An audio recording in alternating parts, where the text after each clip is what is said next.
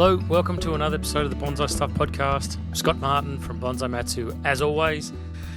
Welcome to this fourth episode of season 7 of this machine, this podcast that just keeps rolling on. I'm going to be talking in this episode about my fertilising regime right now. I've been getting asked a lot of questions about it.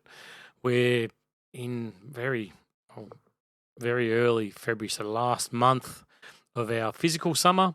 Weather's quite extreme all over the place at the moment, and it's that time when it's a little bit too hot for exotics around Australia to be doing much bar resting and going into that dormancy, that heat dormancy.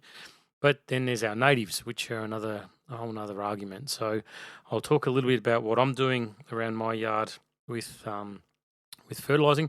Also, I want to talk about an incident I had when I went away for a couple of days, came back to find a tree had been knocked over on my bench. And I'll run through that sometimes your first thoughts of disposal may not be entirely correct, but let's get into it.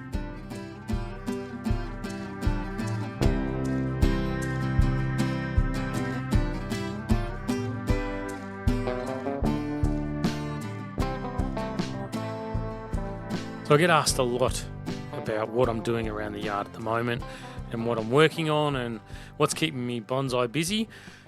I worked on a nice hinoki the other day. That's something I like to do around this time of the year. Junipers, definitely something that I'm working on. Natives, definitely something I'm working on.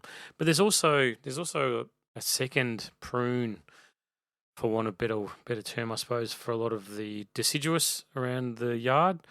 So that's been happening a lot at the moment. And then there's my favourite pastime when it comes to my bonsai, weeding. Lots and lots of weeding. Now, weather in Melbourne seems to fluctuate from the extremes of very high 30s to low 40s down to a few days of 20 degrees. So nothing seems to have any sense or pattern to it. I look over at my friends in the west of the country and they're sitting at 40 for about the 15th, 20th day in a row now, and it just seems to be like they're in a furnace over there. Further up north, there's flooding rains with the tropical cyclones and all that stuff.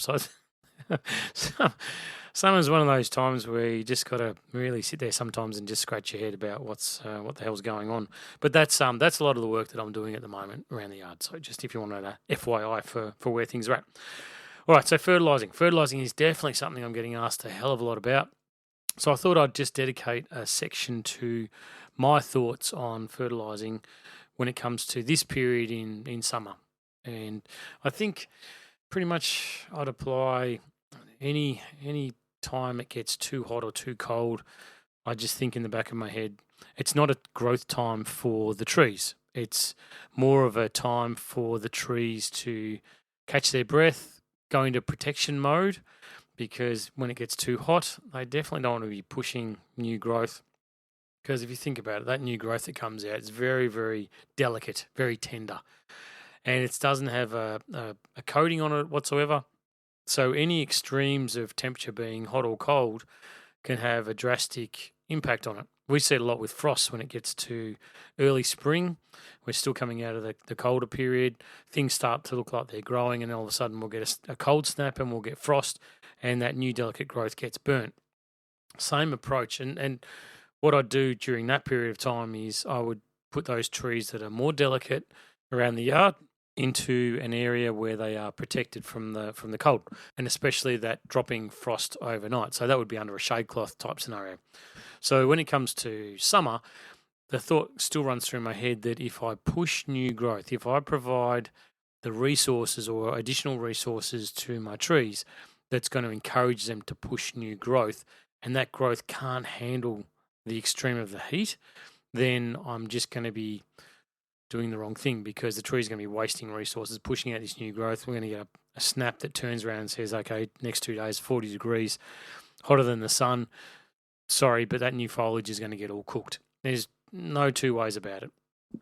And that's part of the reason too I like to get through my deciduous at the moment and give them a bit of a prune back, because by taking those tips out, they're the finer, newer growth normally. So you'll find that maybe they haven't hardened off just yet after the second sort of flush of growth. So I like to prune them back and leave only the older, hardier leaves on the deciduous trees. And you compare that to something like my Japanese black pine, which post decandling have got buds everywhere. Everything's growing, so it's all fresh, new growth. But they're built differently. They've got far more protection when it comes to the sun exposure to the heat and the sun itself. So I don't need to worry about putting those into a protected spot in the yard because they're fine. They can cope with it, be it hot or be it cold. There's no issues when it comes to that. So I want to make sure that if I'm being protective of my trees in the hot and the cold, then I don't want to be fertilizing and providing nitrogen, which is going to encourage that new growth in the tree. So I've got this delicate balance where I want to encourage or maintain the strength of my trees without forcing them to grow new foliage. Simple things like a seaweed tonic, like I talk about it like having sea salt or a seaweed tonic is like having vitamins for us. When you get a cold, first thing I was always taught as a kid, have some vitamin C. You need your vitamin C, you're sick. And it's not because it's going to put mass on me, it's because it's going to improve my health. And I think about the seaweed tonic very similar to that. There's no nitrogen in it, so all it's doing is improving the health of your tree while not encouraging new growth. Whereas when you give something fertilizer, you're giving it nitrogen-based fertilizer, you're encouraging new growth. And I equate that to humans, like when you want to put on muscle mass, primarily it's a protein-based diet that you'll go to. So, have a steak, do the exercise, whatever, but you put on muscle mass. Get a cold, want to improve your health, have a vitamin C. It's a really simple analogy that I use in my head with my trees, and it seems to work really well. So I don't fertilize anything at the moment. Nothing at all. Except. There's always an except. There's always a what if. So before I get into the natives, I'll just talk a little bit about the black pines that have been decandled. Now, is there a scenario where I would fertilize now during a growing period the Japanese black pines that have been decandled? Yes, there is. There definitely is. Have I done it in the past? Yes, I certainly have. But you've got to be very careful. There's real big provisos with this. If you're looking at your tree, I had a conversation with a podcast listener the other day, and we were chatting, messaging backwards and forwards about a black pine that hasn't done very well, hasn't done anything after decandling. It looks very healthy, but it's okay, well, should I give it some food? Yeah, you should give it some food now. Try and give it a boost. Something's happened. The tree looked really healthy before it was decandled. Decandling proceeded as normal, exactly as you'd expect, but post-decandling, it hasn't had the impact that you'd expect. So what do? I would give it a little bit of fertilizer. Definitely give it a little bit of fertilizer. If you're seeing buds come out on your black pines post-decandling, then don't give them fertilizer. It's only a last case resort. It's an emergency measure, if you like. It's something that you take action on if things have not gone as planned, right? So if there's zero buds coming out, certainly give it some fertilizer. So that's the only time that I would consider right now that I'd be feeding anything non-Australian native. When it comes to my Australian natives, yeah, you got to think about not necessarily the temperature that we're in at the moment, but think about the growth pattern and growth habit for our natives. They love our environment. That's why they're natives to where we are. The exotics don't necessarily do quite as well in different areas around Australia because that's not where they're native to. Where they're native, they do exceptionally well. And maybe the fertilising regime in those areas is different. I can't tell you. All I can tell you is that for us here, the natives, they seem to be, or they definitely do go through a period of starting to grow as it gets hotter. So for me, it's as we start to enter very late spring into early summer, you start to see the growth rate accelerate on our natives. And they do, I've found that they do it's very hard to broad brush this on a podcast. A lot, and I'm rubbing my brow as I say this because there's always going to be exceptions, but I find that in the majority of cases, I hope you can hear my hesitation because I've got to be very careful. But in the majority of cases, I find the natives grow almost all year round. All right. So yes, they do grow through the winter period when other trees are dormant, just like junipers do, I suppose. But what I look for is when the growth rate really starts to accelerate.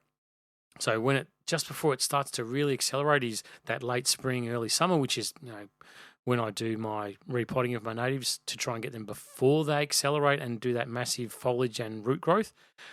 But that means that the fertilizing starts from that point onwards, and it really doesn't stop for me until we start to turn the corner where they start to slow their growth rate down. You could fertilize them all year round. Honestly, you could be feeding your natives 24/7 because I'd grow 24/7. In my mind, I like to get to some kind of a dormancy period, whenever that is, and try and withdraw the fertilizer so the tree just gets a bit of a break, has a bit of a rest. It's not constantly being pushed and thrashed and filling up the root cavity as quickly as it possibly can, and then I'm suddenly with a pot bound tree that I don't want to have to repot every single year. So for me, my fertilizing starts that late spring, but it goes right through this period of the year. Definitely, I know it's stinking hot. For me, it seems crazy to do it, but I find that I really get a great response from my natives if you keep providing that food right the way through. When will it stop? I'd probably say for me to be mid-autumn, late autumn, something like that. Whereas my exotics, their fertilizing regime is to get through the heat of summer, wait till the temperatures start to drop and things start to cool off a little bit, then introduce the autumn fertilizing and go right the way through until we get to the winter dormancy period and boost them, try and build up their strength as much as possible. So the natives, my focus is more on the foliage growth side of things and pushing it heavily there, and their period of growth, like I said, is far longer. So I try and give them, a period of maybe say 4 months of the year where I'm not really aggressively fertilizing throughout that period. But definitely now at the moment, as I look around the yard and I see my natives and see where I've given them a haircut, and then there's new buds popping everywhere on these things. It's like you just never stop. Like, it's amazing how well suited and how well adapted they are to our climate, and how they thrive with the correct care, of course. Like, you can't just throw one of these things in the ground and just leave it and say, there you go, off your shoot, because it won't thrive. And I suppose that's the key to successfully developing bonsai and having them forever, is to make sure that you're giving them what they need when they need it. And in combination with fertilizing my natives at this period of time, there's a hell of a lot of watering being done, and the introduction of water trays, which is new for me for my natives. Have I seen a positive result? Yeah, definitely on some of them. I've seen a massive improvement throughout this period. So will I be doing that again from here on out? Yeah, definitely will. It's something that I'm keen to push for them. I've definitely worked out some of the natives that don't do quite so well sitting in a tub of water, but others where they've got that tiny little bit of water just around the base of the pot. It combined that with the fertilizing regime, and they seem to be doing exceptionally well. So that's why I'm feeding my natives, and the reason why I'm not feeding my other exotics, because they just will produce new foliage that this Australian summer will just absolutely torture and kill, and it's just a complete waste. So we do get colder days, we do get hotter days. I just want to give it that whole period of this summer period, calendar period of summer, and just say, no, that's it, no more fertilizing. You might see on a few, if you follow anything that I do on social media, when I'm working on trees, I bring them in the workshop, take a photo before, and then clean them up and do whatever I'm going to do. But part of that might be that you'll see fertilizer bags still sitting on the trees now, and that caused a little bit of confusion. The reason why they're on there, those bags would have been put on there, where are we now? Maybe months ago, 2 months ago, maybe 2.5, possibly close to, it'll be 2.5 months ago now, I reckon it would be. So those fertilizer bags are just duds. Like, there's nothing viable that's happening in them. The tree roots are pushing up into them, which is really nice. I like seeing that. But all they're there for me at the moment is to provide a little bit of extra moisture to those trees. So when I water, they get thoroughly saturated. It's like leaving a wet face washer or a wet tea towel on the pot in different areas. And I find that it really helps when we get those extreme heat days where we get the hot, dry wind blowing through the place as well. Really helps having those old bags on there just for a little bit longer until we turn the corner. So some trees like my pines, they've all come off. That's no worries, that they can handle it, no worries at all. But some of my maples, my more delicate deciduous, those trees, I leave them all on there, but not to fertilise, not to give them anything extra, but just to provide that extra little bit of moisture, and it seems to do the trick, and certainly helps in this hot summer that we're having.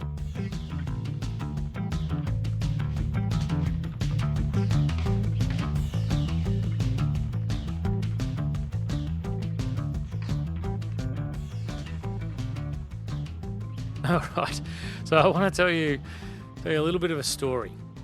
Now, I have a great customer, one of my very first customers when I started Bonsai Matsu, that's been going now for about 12 years. It's a long time I've been doing what I've been doing, and I love it. Every day I love it more than I loved it the day before. But I got given pomegranate, and pomegranates are okay. Like this, I love them. I don't take this as a shot at pomegranates. I do like them. This was just a little whip though, tiny little thing, fresh seedling, measured no more than about 10 centimeters and thinner than a couple of mil thick. Nothing to it, nothing at all. And it was designed around this customer, this lady. She kindly would grow things and give them to me so I could use them with my beginners classes. So everyone gets a tree to take home. It was really nice, really sweet of her. It's been happening for a long time. Anyway, this tree I must have had for about 12 or 10 years, I think. It would have been not the first batch, but somewhere in the about the 10-year mark. Let's call it 10 years for the sake of argument. Anyway, so it's been wide, it's been shaped, it's been nice, it's been growing, it's been repotted, it's been pruned, it's flowered, it's produced fruit, it's got everything going for it. It's really nice. And 10 years later, I'm starting to get to the point where it's like, okay, so this is maybe going to go from a terracotta pot to something in the future. I'm starting to see the trunk and the bari are getting close to being sorted, and branching starting to get there. But it's it's been one of these trees that I've laboured with, but it's more the sentimental value of it to me than the design. It's I never see it as going to be the best bonsai in the world for me, but I do see it as a tree that sort of holds a lot of importance to me, which a lot of our bonsai do. When you look at them, someone might not see the beauty in it, but you've got that attachment to it because of whatever. It was given to you, for a wedding anniversary. It was given to you. It does happen. It was given to you for your wedding, whatever. Whatever the reason is that it's sentimental to you, this pomegranate fits into that category of being a special little tree. Anyway, so being summer, like to get down the beach, as you know, like to have a surf, like to get my toes in the water, go away for a weekend. Often it's when it's the hottest weather too. That's when the winds seem to be coming offshore. That's when the swell, well, maybe not the swell, but the face of the wave seems to be the best. So anyway, you get the picture. I'm away when it's probably the worst time to be away from your bonsai because it's hot, dry winds. Now, I have everything sorted. I have the watering system. This is not a session to talk about my watering system again, I promise you. But everything runs beautifully. It's been tested. Cameras are working. Everything's great. But when you've got about 400 trees around the yard, it's hard to keep eyes on absolutely everything. So I go away, gone for about 2 or 3 days, come back, walk around the yard. Yep, great. Everything looks perfect, nice and green. Yep, the system's been working really well. No burnt foliage. Perfect. Get around to the area where this particular pomegranate's growing, and I look through and I go, oh, can't see the pomegranate. Look over. The thing's blown over. It's blown off the bench on its side. And in the 2 days that I was gone, it was crispy. It was dead. Like this thing was dead as a doornail. And I thought to myself, oh no, you idiot. The pot's too tall, the foliage is too heavy. Where it was based, the wind's copped it and it's blown it over. Never done it before. Obviously had to wait until I went away before it got strong enough to blow it over. So I looked at this tree and I thought to myself, I'll give it a week. Gave it a week, nothing. Everything's crispy. Looking at the little dry branches on it as well, they're all snapping back. Okay, all right. So they're still going to be green. If I scratch the bark, it's still going to be green underneath. Give it another week. 2 weeks goes by. Nothing. Scratch the bark. Yeah, it's starting to, the sap's retracting. This thing's done. So I grabbed it around the neck and I went, I'm so sorry, but yeah, that's it. You're done. Walked it over to the green bin. I was ready to rip it out of the pot. I'd tied it into this terracotta pot, so it wouldn't have been easy. And I think that resistance, that hesitation as I went to pull it out of the pot, I went, whatever. I'm just going to put you back on the bench. So I walked back, put it back on the bench, left it, and I thought, I'm going to put you in a spot where I don't have to look at you. I don't have to look at the mistake I made, and I don't have to worry about you being dead. Like it's, yeah, sure, I'm going to be bloody sad about it because it's such a nice memory that I've got attached to it. But is it the end of the world? No, it's not the end of the world. And, I'm not going to dwell on it. I'm just going to leave it, put it away, put it in the back corner. So I'm going to go away 3 weeks, 4 weeks. Anyway, I kid you not, I walked past it the other day and this thing has popped buds everywhere. Absolutely everywhere. So the branches that had slightly got too long, there's now plenty of back budding all over this thing in spots where I could only dream to have branches. The foliage is all coming out, so I've quickly grabbed it from the spot that it's in. It's in a nice sheltered spot, so it's not getting exposed to the direct sun. It's not going to get cooked, this new foliage. But something that I had guaranteed was dead. Like it was a goner. Like this thing, I don't know how I really don't know where it's come from. I don't know. I'm yet to see whether part of the trunk is cooked and bark's going to peel off and there's going to be dead sections. But honestly, I look around this thing, new buds are absolutely everywhere on it. Am I happy? Yeah, I'm ecstatic. Absolutely ecstatic. Did I learn something from it?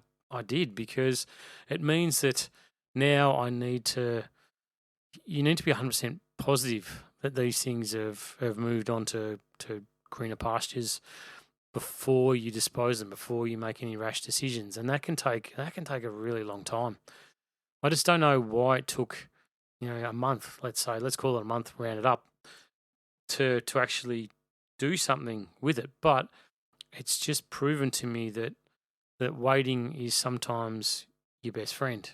And that happens, that applies to a lot of things when it comes to development of your bonsais. That factor of waiting, that patience factor, that's probably the most important thing you're ever going to learn when it comes to bonsai. It's, there's the technical side of it, there's the skill side of it, there's the foresight side of it, but patience, just allowing things to happen and just allowing nature to take its course and these trees to do what they do in their own time frame. I think it's definitely not a bad thing. Like I said, after all these years doing bonsai, I'm absolutely gobsmacked that this thing came back from the dead. And I would have, if it had come into my workshop from someone else, it would have been put into the green bin in a heartbeat. So, what do you say? The tree gods were smiling on this little pomegranate. Maybe they realised, maybe all the little prayers that I said to it, and the nurturing and the promise that I would never do that. Well, never's a strong time, but I promise I would do everything in my effort to not let it happen to it again. Maybe that's why they've said we'll give you one more chance. Who knows? But it's truly a miracle, because I didn't expect it. And it's just, I suppose, from me to you, it's sometimes waiting can be the best. And I had heard this with Australian natives a long time ago. Someone somewhere had given the advice on a forum or something like that you never dispose of your Australian natives when you think they're dead. Just, they are so resilient. They are so, as I was talking about in the fertilising section of the podcast, they're so resilient to our climate, especially the stuff that grows near where you are.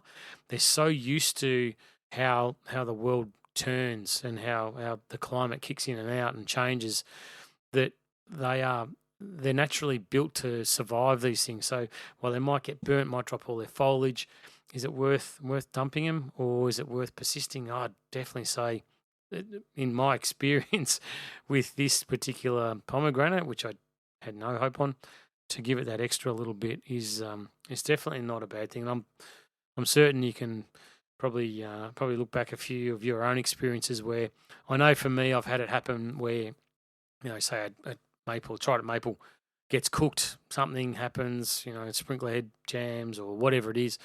It doesn't get watered, maybe it doesn't get seen, whatever it maybe gets knocked off the bench for a day and it's really hot and all those leaves go crispy brown. It's like a forced defoliation where the tree then bounces back. You've got to be very careful when they do bounce back that you care for them and you protect them, put them into that safety harness where you're making sure that they're going to get through that next phase of what's going to happen with their life because they've taken a massive hit back.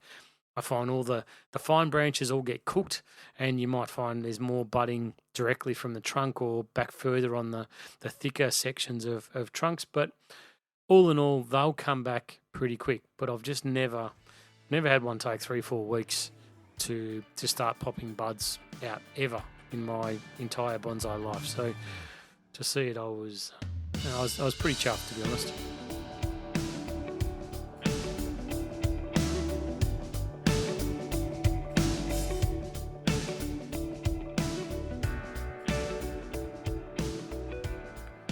With late summer, this is the time. This next month, this last month of our calendar summer, I find is the most challenging.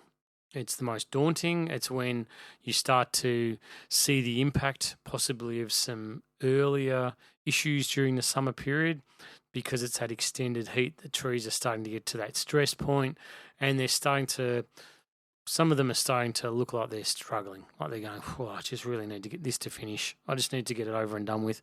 I was with a customer and I looked at a range of different English elms, all Yamadori, all collected trees, and vast majority doing great, no problems, no pests, odd caterpillar here or there, odd chewed leaf, nothing really, lots of new growth, lots of foliage, lots of work to do. Get to the last couple, and it's sort of like, I've kept these to the last. You see them, they're a bit run down, a bit dishevelled, maybe a bit more pest damage on them as well because the trees are in that weakened state. They'd all been repotted at the same time. They'd all been fertilised the same way. They're all kept in the same position. They're all watered the same way. But some trees just feel that stress a little bit more than others. And it's just, I'd just say to you, just draw breath. Just make sure that your measures are in place to protect your trees as much as you possibly can. Maybe they if they are looking stressed, take them from the position in the yard that they are now and move them into a more sheltered, more protected part of the yard, just so they can get through this next month, make it to autumn, build their strength up through the fertilising regime, let them have a nice long rest over the winter dormancy, and then spring comes around and they start off all over again. I find that if you aren't careful now, if you don't sort of have a look at your trees and do a bit of a review of them and say, hey, something's going wrong here, I need to take steps, then you might find that when it gets through autumn and then spring comes around, you end up with a lot of dieback on the finer, more delicate branches on your trees. So just trying to protect them a little bit now. You might even find that some of the trees through the heat stress may be dropping branches right now. Leaves are turning yellow. They're starting to drop off. All the foliage is gone. Looks like the buds are going to be okay, but there's a good chance that those branches, when you get through winter into spring, that you might find that you got a bit of dieback on them as well. So just take some measures now to make sure that they're in the right environment. And that doesn't mean just ploughing more water onto these things. You don't want to keep flooding them with water. You want to make sure they've got enough moisture to thrive and survive, but that their environment that they're in maybe is a bit cooler, a bit more sheltered, maybe not quite as intense with that afternoon hot, dry sun that we get. Or, likewise, if you're in a position where we're getting flooding rains now, might be time to put a stone under the pot and tilt them, or maybe move them into a more, if possible, into a more sheltered area where they're not going to be, drowned 24/7. Whatever it is, whatever your climate is, whatever your environment is, now's a really good time to just do a quick assessment of it, have a look, cast your eyes over your trees. If there are any that are looking like they're sort of taking a turn for the worst, it's not too late. Get in there, like I said earlier, seaweed, tonic, sea salt, something like that, just to try and buffer up their strength, their health. That would be my focus, as opposed to ever fertilising at this time of the year. I wouldn't be doing that, but it would be something that I'd be focusing on. So, so they can get through the next phase of what they're going to deal with. Anyway, that brings us to the end of another podcast, folks. Thank you for listening in. I do truly love every single one of you. That's you. I'm talking to you right now. Thank you for listening in. It's greatly appreciated. Hope you're enjoying the podcast. There's plenty more planned. I've got a bit planned for next week. I'm going to have a section called Do the Maintenance, and I'll explain that to you next week. But it's doing the fundamentals before you get into the exciting stuff. And it'll all make sense next week when you come back and listen to another episode of the Bonsai Stuff podcast. Thank you very much. Give your trees a cuddle for me. Do that review. Last month of summer, we're going to get there. It's almost over. It's almost over. We're going to get through this heat period, and we'll all sit back and we'll be enjoying beautiful colours on our trees as we get into the autumn period. Thanks for listening in. As always, till next time, happy bonsai.